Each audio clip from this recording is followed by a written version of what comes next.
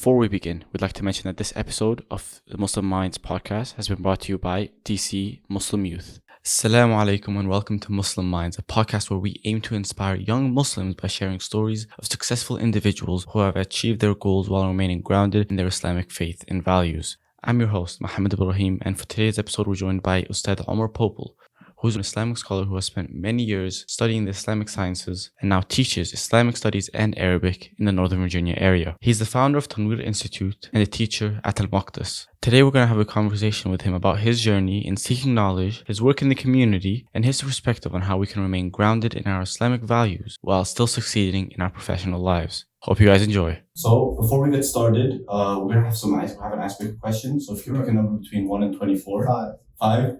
What's your favorite book and why? Alright, man. So this is not the question you want to ask me.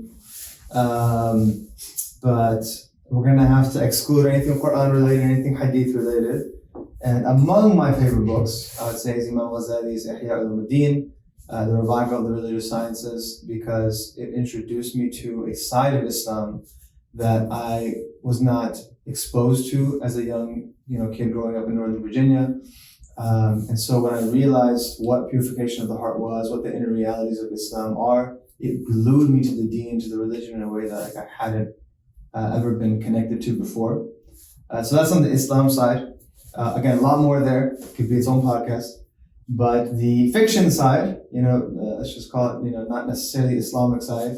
I would say the Hobbit, Lord of the Rings, because of the themes of camaraderie and friendship, just really, hit home. Do you prefer the books or the movies when it comes to learning? I was introduced through the movies. Oh, yeah? So they always have a soft spot in my heart. Yeah. But the books obviously a lot better. Yeah, they're more detailed. Yeah. Okay, that's great. I mean, honestly, I've never watched Lord of the Rings or The Hobbit. Oh my God. That's why when you said Harry Potter, I'm like, oh, we're going to go on the same page, but nah. Harry Potter's my favorite. It's like, Harry Potter's your favorite? Yeah. I've read that when I was maybe 11 or 12, like the full series. I got it in Spanish as well. It was a whole thing. Fun story. I picked up a translation of The Sorcerer's Stone in Arabic. Oh, really? Bro, it's like one of the worst translations. Honestly, maybe it was translated to like Egyptian dialect or something, Oh, really? but I didn't understand a word. Oh, wow. Considering especially Potter is a P, so it was just really difficult to read. Yeah, no, for sure. I mean, if it's Egyptian, I'm Egyptian. You're Egyptian? I am Egyptian. I was just there. Oh, really? I was there 5 years ago. Oh. Yeah, I came back from Umrah, so I had to stop in Egypt. Yeah. So I like to, whenever I have like an option of a 3-hour stop or like a 10-hour stop, if it's Egypt, I'll take a 10-hour stop.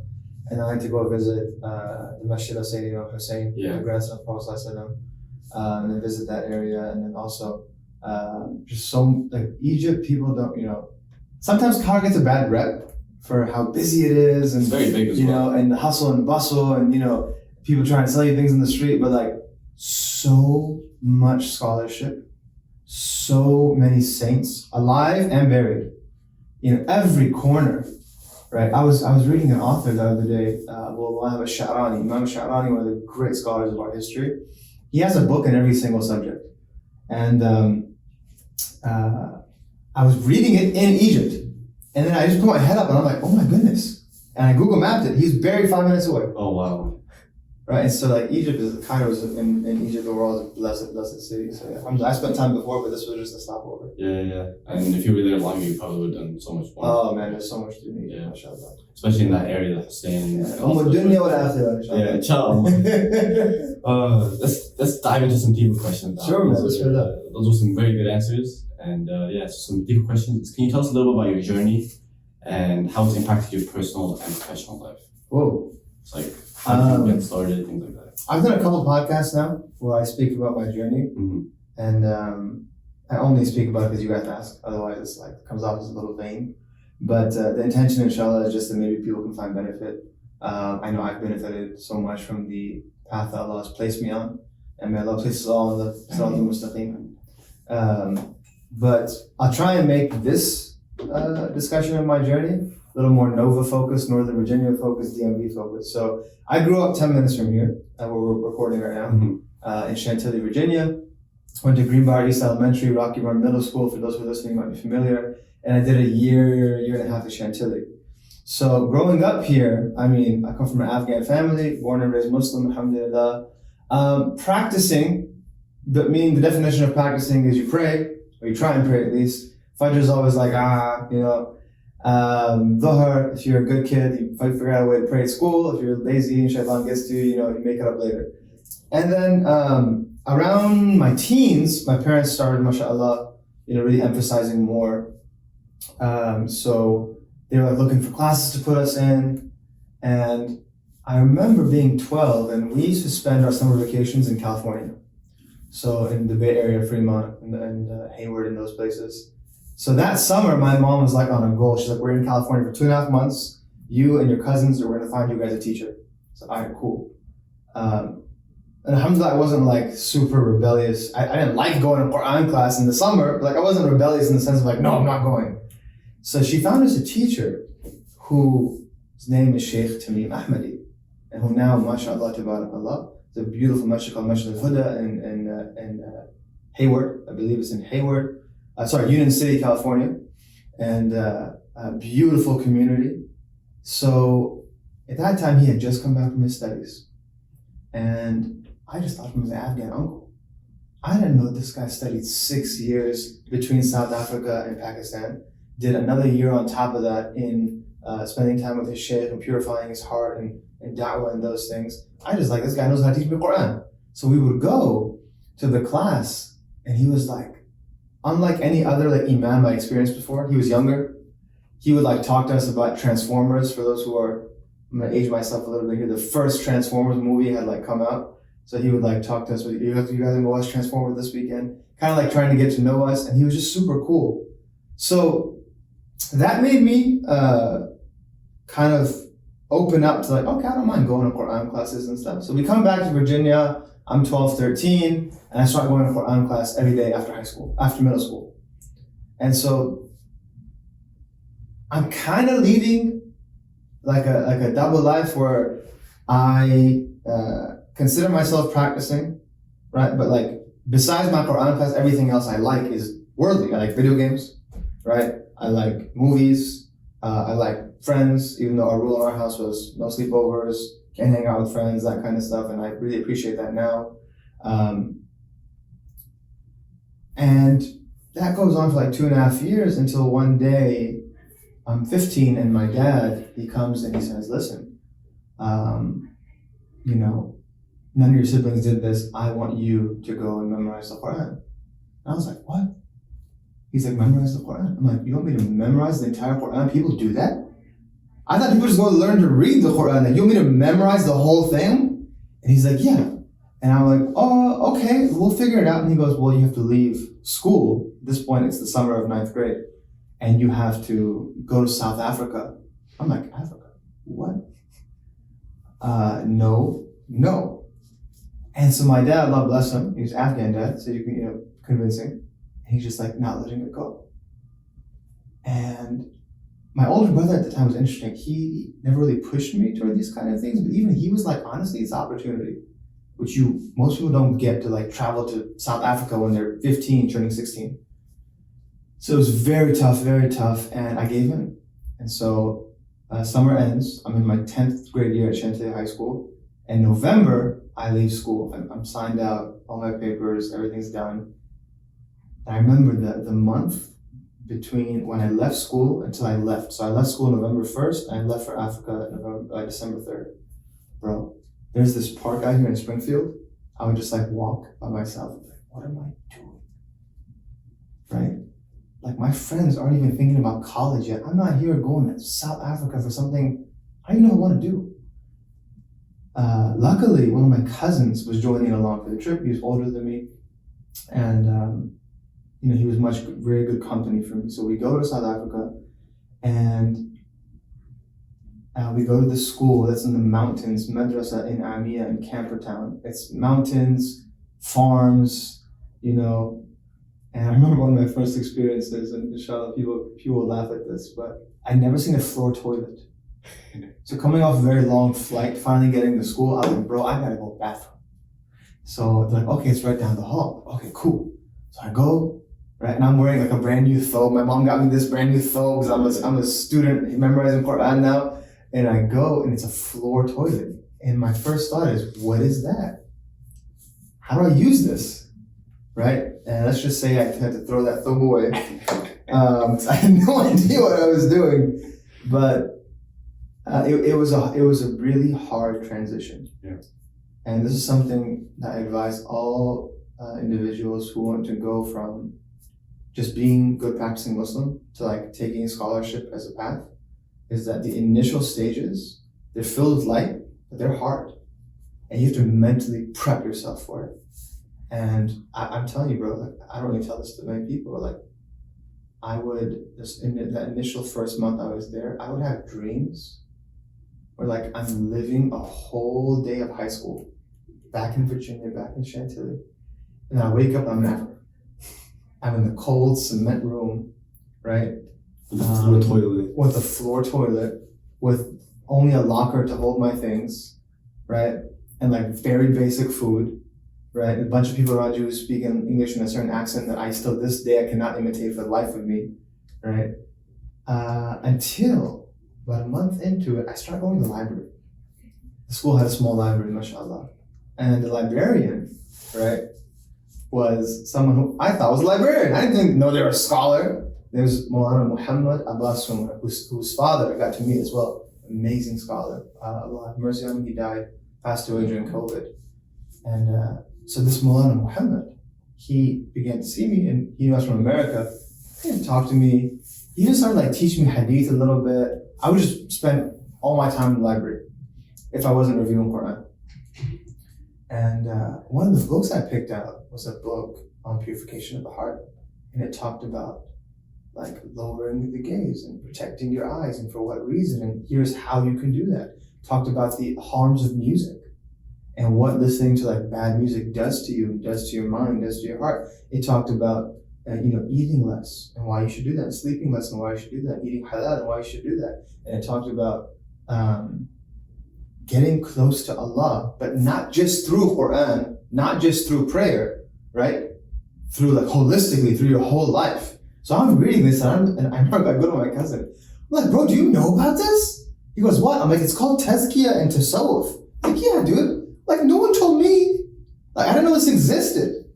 And that for me right there, and there was a great scholar, Maulana Yunus Patel. May Allah have mercy on him. Someone who, and this is where people should take advantage of the internet. I'm the last person to say use the internet. People know that about me.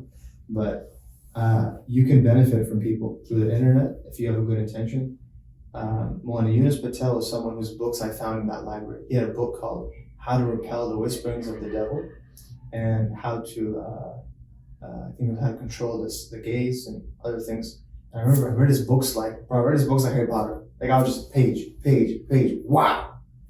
I still have some journalings when I was 16. And to see myself like learn about these things for the first time was really awesome.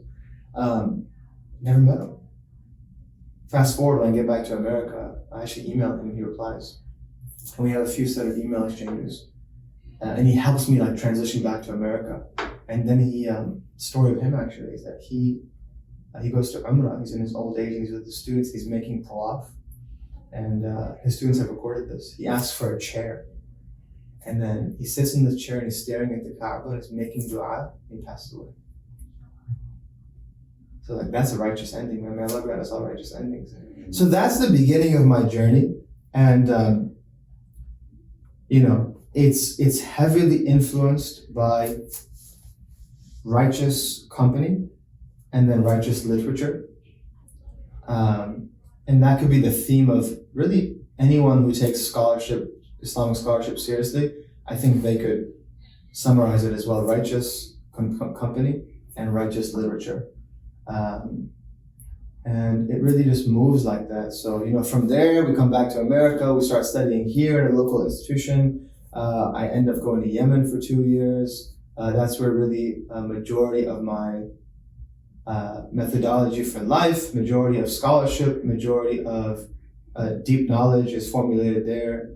Long story short, had to come back home, end up going to Chicago, an institution called Dar al-Qasim, graduate from there. And then I go to Turkey for a year to study with the Syrian scholars and then the Turkish scholars as well, because one of the places I really wanted to go was Syria. Never got a chance to because of the war. And a lot of them had migrated to Istanbul. So I spent a year in their company, focusing on certain subjects. So yeah, that's the gist of it. There's a lot there. Yeah. A lot of little stories and events and occurrences that shape you. And the reality is, all of us have a journey. All of us have a journey, and may Allah open up our insight, right, to recognize where we are in our journey and where we want to go, and be grateful for where we've come from. Many people, they look back and they say, "Oh, I wish I would have done this and would have done that." I don't know. What did happen though? Right? When you open a book, right? You open Harry Potter, okay? You like Harry Potter, right? Yeah. What's your favorite Harry Potter book? I'd have to say the Phoenix. Phoenix one. Which Phoenix? What's the title? I don't remember. My man, come on, bro. The Order of the Phoenix. Yeah, I love the Phoenix. You open up Harry Potter book 5, Order of the Phoenix, right? And you're like, man, I remember reading this. Wow. Do you go to all the bad parts first? Is that what you do? Like, I remember on page 46, this happened. This is a dumb part of the book. No, you go to all the good parts. So why is it that when we look back at our lives, even someone who's 18, we look back at our lives and we're like, oh, I wish that didn't happen. I wish I would have made that decision. No, look at the good parts, right? And then praise Allah, right? Yeah. And then any of the bad parts, seek forgiveness, learn, and go on. I think a lot of people get stuck in those bad parts and say, Yeah. I did all these bad things, and I didn't I should have done this, but instead of this, and because of that, I'm not going to try to change for the future. I guess what you're trying to say is that it's never too late. في كل خبرة عبرة. Yeah. Right? In every historical event that occurred in your life, there is a lesson, good or bad, right? And so, let's read our own lesson to learn to when it's a bad thing, because you're learning to improve. Sure, yeah. May Allah not, may Allah not take us through tests so we learn. Yeah. May Allah allow us to learn through blessing. But those who don't learn through blessings only learn through tribulation. If you're enjoying Muslim Mind so far and you haven't already, make sure you hit that subscribe, whether it be on Spotify, Apple Podcasts, or any other platform you're listening to. Take a moment to subscribe. We'll remind you when we upload episodes so you never miss an episode of Muslim Minds. Again, so take a moment, hit that subscribe, and let's get right back into the episode. Yeah, of course.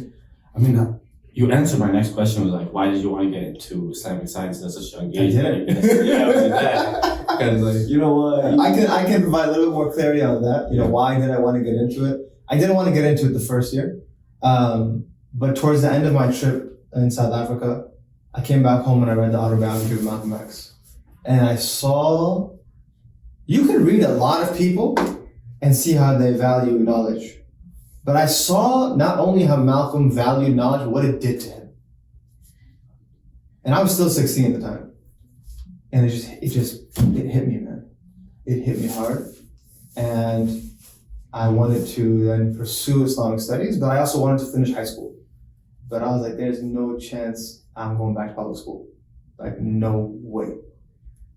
So Allah put me in a position where I was, this institute, Madinatul Ulum, which is actually local in Virginia, just opened up.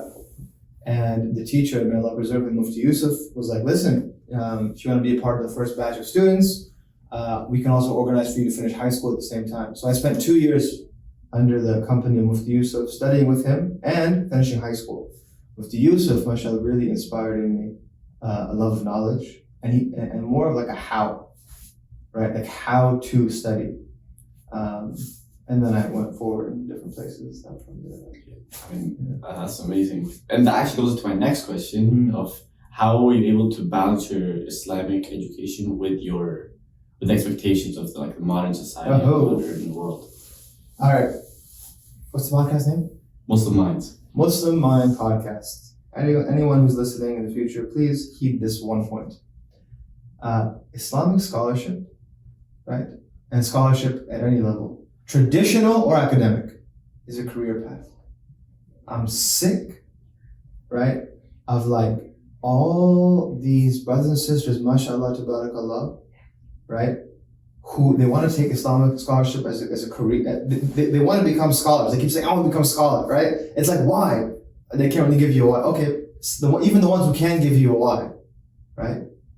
Listen, right? You have two options here. Either you leave what you're doing and you now pursue this full time, right? Because it is a career. Now, albeit The job options, that's you have to have a lot of tawakkul, right? But it's a career. It needs time. It needs discipline. Or you say, you know what? I can't do that right now in my life. I have a job. I have a family, right? I have parents. I'm going to take classes where I can, and I'm going to do this thing over 12 years, right? But now we have people. They work their full-time jobs, and they try and do this like full-time seminary thing, right? And it's like, illa mashallah. Some people, mashallah, they're able to do it, but most people can't do that.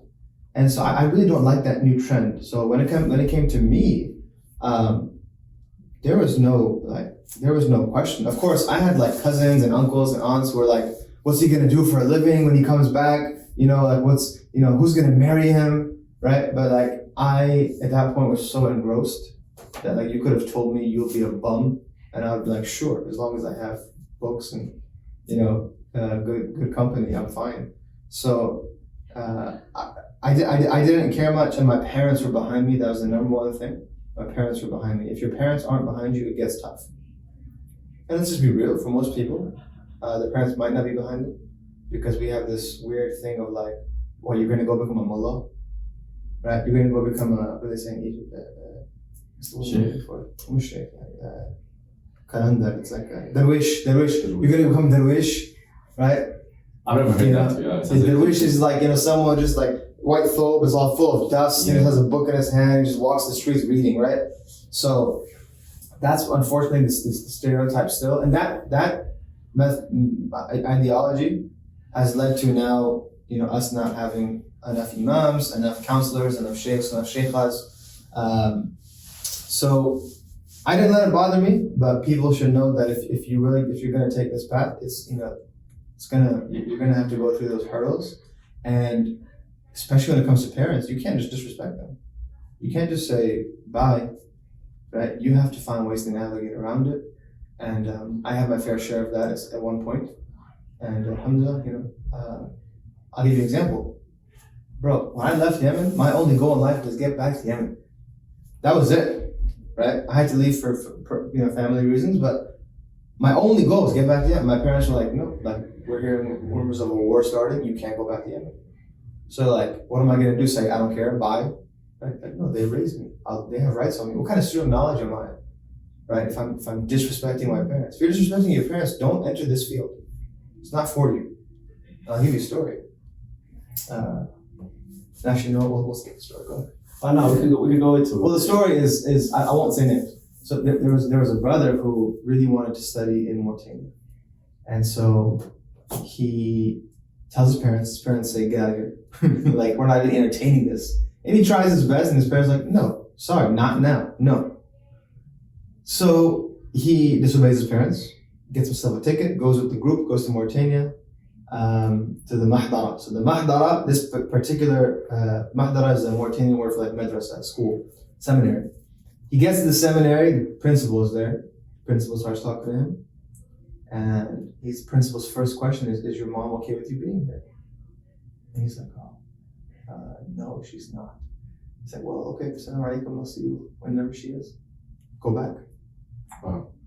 Right, so, there's a few exceptional cases, but that's, we have to find ways to navigate that.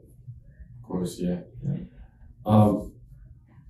Honestly, I was gonna ask, what do you suggest people who want to get in the same field? I guess like just being. Why am I answering every next question? I don't know. It's not as good. It's like people basically, if you want to get into this field, you have to take it seriously. It's a career path. It's not like to really get the benefits of it. You have to endure all like the hardships with it that come with any other career path, like being a doctor, being an engineer. Yeah, let's recap it real quick. So the question is, what advice do you have for anyone wanting to take Islamic scholarship seriously? Number one, understand that it's a career path, right? And it's not a hobby. Now, it can be a hobby, right? But if you want to take it seriously, understand that it is a career path, for which the jobs are very few. And you might have to rely on your previous degree. You might have to just be an IT person. You might have to, work in your family's business. You might have to, drive Uber or something for a while until something opens up. But in order to get the knowledge properly and travel to where you need to go, it is a career path and that takes time. Number two, understand that you're just in primary school for 12 years, right? Like think about it, right? Like just to understand the basics of English literature, the basics of mathematics, the basics of geography, the basics of science and biology, right? There's 12 years of schooling, right? And now homeboy's like, I want to learn the basics of Arabic in 2 years, right? Like, no, it's not how it works, right? It's gonna take time, and it's gonna take dedication, and it's gonna take discipline, and it's gonna take desire. If you're not willing to give it those things, then treat it as a hobby for now, right? Say, don't go to the kitchen if you can't take the heat, right? Yeah, man, don't do it. The number one thing is sincerity. Bro, I get scared. I meet a lot of people who want to become scholars, and I ask them why. And they're like, to help the community. What a good intention, right? Oh, mashallah, he wants to help the community, she wants to help the community. That's not the primary reason we study this religion.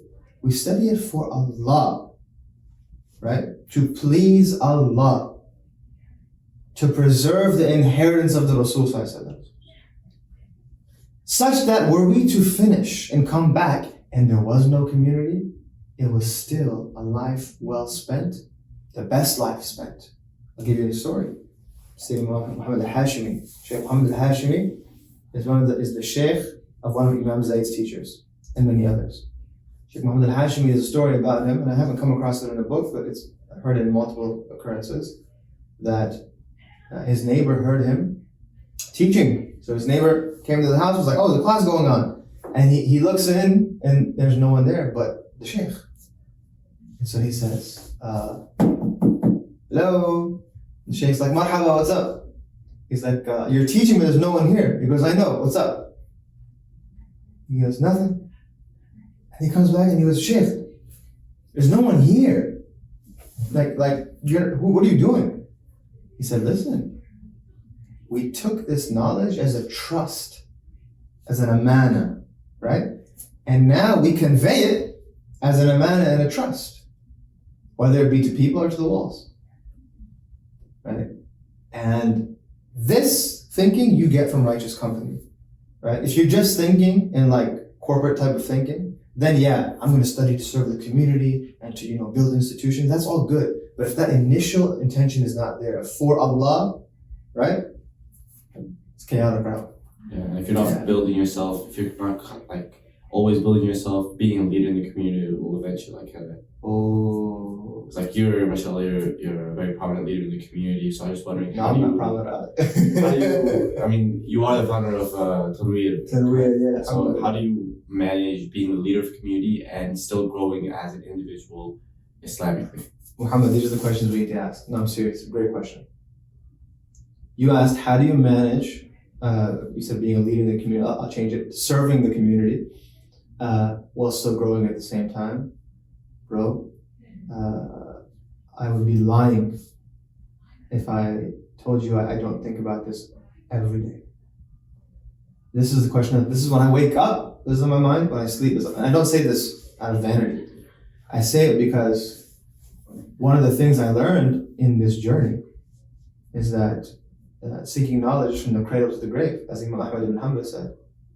Well, I got a lot, for all I know, I can die tomorrow, but, generally speaking, I have a long way left, right? I'm out here teaching people, right? I need to make sure I'm still being taught, right?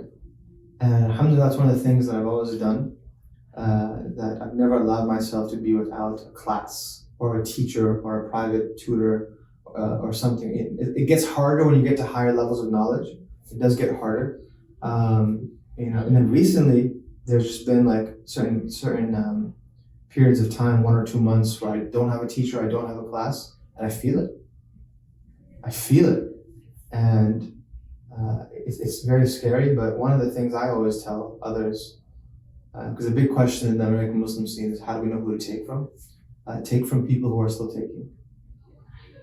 right? Scary to take from someone who sees themselves as sufficient now, right? So that's how I do. I try and take a class as much as I can, whether it be live, whether it be recorded. I make sure I read, right? And I surround myself with similar individuals. Alhamdulillah, I'm able to always bounce off ideas and even talk like, fiqh. And that's one of the blessings of I also work at Al-Maqasid, which is a seminary in Pennsylvania, founded by Sheikh Yahya Rhodes. So my coworkers in there, we're all on similar paths. And so that really helps. But it's very scary to be without, to be out of seeking knowledge. Right? It's very scary. Yeah. And do you think when you're teaching other people things, do you think that sometimes that allows you to learn more about that specific topic and things like that? Is that like a way that you also So some rich students are gonna find out something right now. We teach others, yes, with the primary intention of pleasing Allah, following the Rasul Sallallahu Alaihi Wasallam, benefiting others, but also to review our own stuff, right? And what happens now is our focus at Tanweer is the foundations, right? Like one of your podcasts, bro, should be about Fard Ayn knowledge, individually obligatory knowledge that every Muslim must know. I found majority of Muslims don't know. And if you don't know that level of knowledge, it's sinful. So we focus on that, and that's what we teach in the year one of our programs. What happens is that once you've taught it once, you can just use your same notes and teach it again, right? Yeah. And then you don't benefit. So the teacher needs to prepare in a way that 50% of their notes they're not going to use for the public. It's just for their own benefit, right? And then they teach and then you benefit a lot also from people's questions. I've benefited so much from students' questions. But I will say this, I just hope our community gets to a place where we can elevate the standard, not the standard, but we can get past foundations finally, and we can start teaching higher level things, right? So then it gives opportunities for myself and others, right, to use what they were taught, right? 75% of what I studied, I don't teach, right? 80%. I mean, if I'm being, I could. That's being generous. Yeah. I don't mean that selfishly. I don't mean that in a vain way. I just mean people in this area, if you're in community work, aren't ready for it. And if you're in a seminary, you will teach a lot more, mashallah. Like there's teachers at Qalam, teachers at Zaytuna, they're teaching higher level things, but at the community level, we're not there yet. Yeah. How would you suggest, I know like you said, it needs a whole episode for itself, but what are some tips you could give about people who want to get and learn the foundations and learn the basics? Yeah. How do you navigate that? How do you get that started while staying on your professional path? Because not everyone wants to be a scholar, not everyone wants to have knowledge, but people like that, for those basics, everyone should know. Of course. So how do you suggest, just some quick suggestions about how you build that knowledge, that basic knowledge, that basic foundation, while balancing it with normal life? That's a great question. So majority of people are not going to be scholars. We see that, Yeah. right? So that's given. Step one, you sit with yourself. You look yourself in the mirror and you say, listen, Islamic knowledge is not primarily sought through podcasts. Islamic knowledge is not primarily sought through YouTube videos. Islamic knowledge is sought chest to chest, person to person. As the Prophet ﷺ took from Jibreel, as his companions took from him, and so on, and so on, and so on. That's how you get it. Right? That's the primary way. Now, if you live in Missouri, and there's no masjid around you, and there's no scholars around you, you have to do what you have to do. Right? But Muslims in the DMV area should not be should I go to a class or listen to a podcast? Go to the class. It's a means of showing gratitude to Allah that you have classes in your area. Right? So that's number one. Sit with yourself and remind yourself that that's the standard. Anytime I don't do that, right, I'm just doing the lesser degree. Number two, find yourself a teacher that's qualified and learn. And when it comes to the foundations, even if you can't find a teacher that's qualified, but you found a sister that's qualified or a brother that's qualified, sisters for sisters, brothers for brothers, don't get it twisted. Brothers out here are going to start looking for sisters who are qualified. Astaghfirullah. Just find an older brother, older sister, and study with them. If it's foundations, right? And as long as they've studied with someone, so they're qualified to do so. And if you can't find a class, then fine. There are many online options right now. Just take that first step. What did the Prophet tell us in a sound hadith? That Allah says, and if my servant comes to me walking, I come to him running. And no one in the history of Islam has believed Allah runs. What that means is you take one step and Allah will pave the way.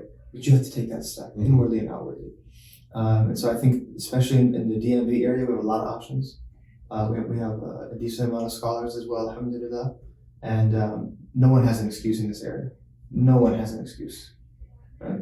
And so I might come off as a little bit, serious when I say that, but it's, if you don't learn the basics of belief, the basics of worship, and the basics of purifying your soul, you're sinful.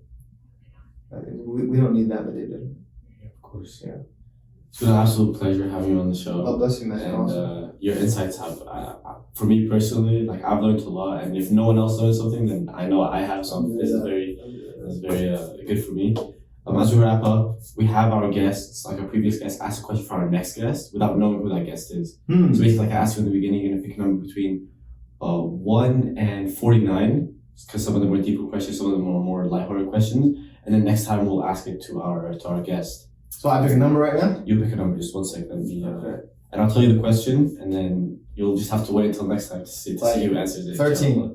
13. Let me just open that. 13. MashaAllah.